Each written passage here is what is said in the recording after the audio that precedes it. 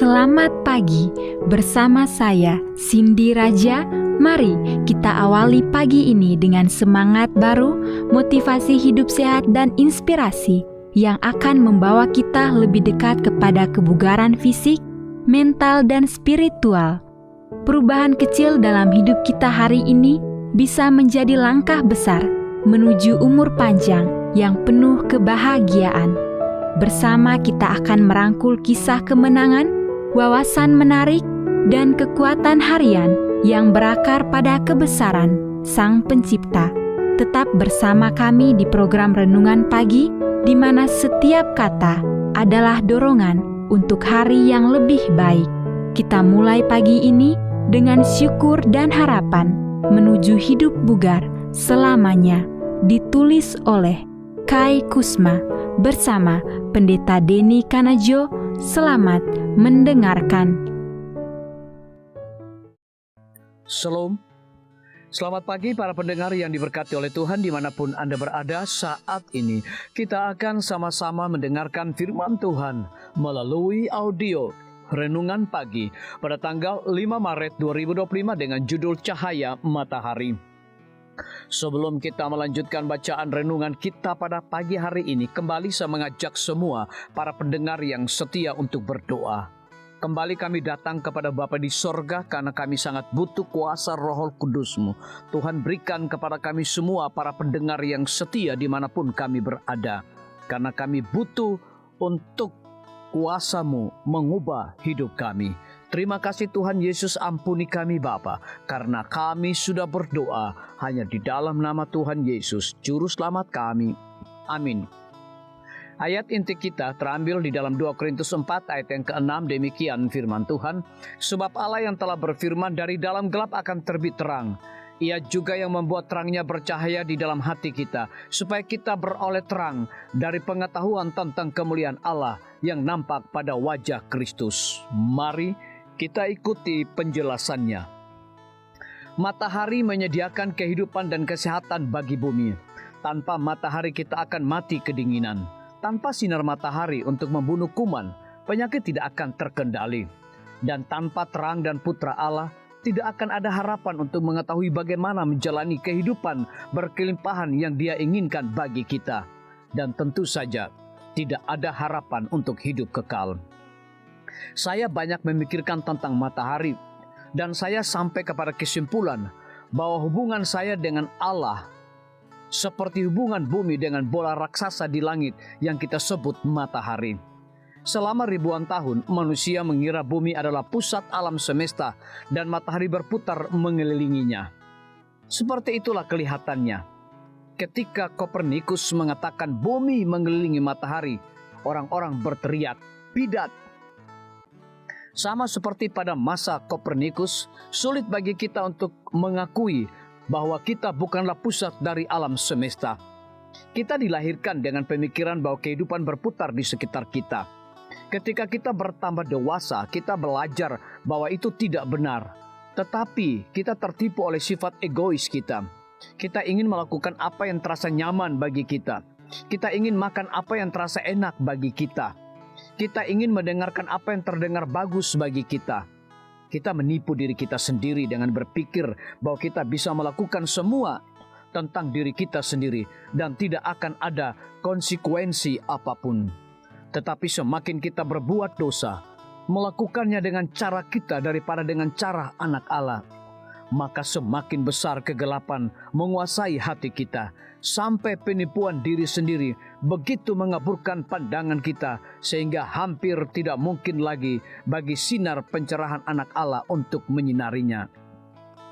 Iblis, dewa zaman ini, sedang berusaha keras untuk menjaga Injil palsu, yaitu menganggap diri sendiri penting dan pikiran seperti itu terus dikembangkan.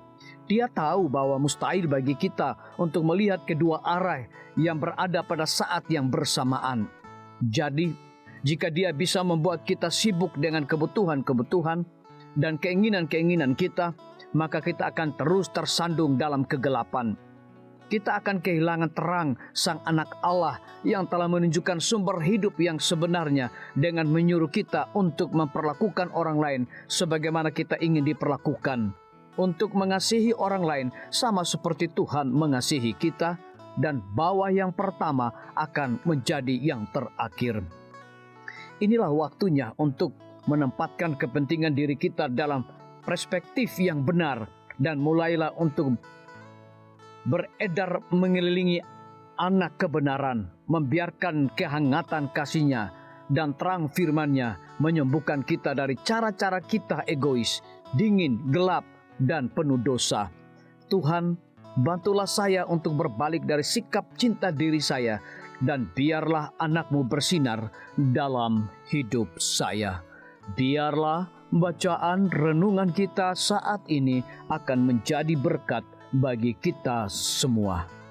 Kembali saya mengajak semua para pendengar yang setia untuk berdoa bersama-sama.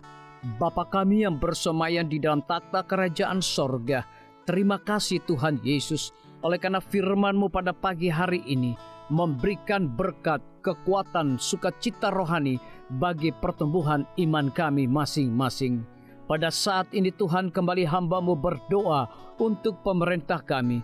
Tuhan memberkati Bapak Presiden bersama Wakil Presiden, para menteri dan seluruh stafnya, Bapak Gubernur bersama wakil, Bapak Bupati bersama wakil, Bapak Wali Kota bersama wakil, camat dan seluruh stafnya, kepala desa, lurah, RT, RW, dimanapun mereka berada saat ini. Tuhan lindungi mereka, pelihara mereka, curahkan mereka hikmat pengetahuan sorga, kekuatan kesehatan, agar mereka dapat menjalankan roda pemerintahan boleh sesuai dengan amanah dan titah Tuhan sendiri. Tidak lupa juga kami menyerahkan pimpinan-pimpinan organisasi gerejawi Tuhan, dari tingkat yang tertinggi sampai kepada seluruh gembala jemaat. Tuhan urapi mereka, Tuhan berkati mereka. Mereka sangat butuh kuasa Roh Kudus dalam pelayanan mereka setiap hari. Para tim medis, Tuhan berkati dokter umum, dokter spesialis, perawat bidan, para apoteker, dan semua yang memberikan waktu dan tenaga mereka melayani di rumah sakit, puskesmas, bahkan pustu kepada setiap para pasien yang datang membutuhkan pertolongan pelayanan mereka. Engkau berikan mereka sukacita sorga, roh dedikasi yang tinggi, agar mereka dapat memberikan pelayanan yang terbaik, sehingga dengan bantuan dan jemahan Tuhan, semua para pasien dapat memperoleh kesembuhan.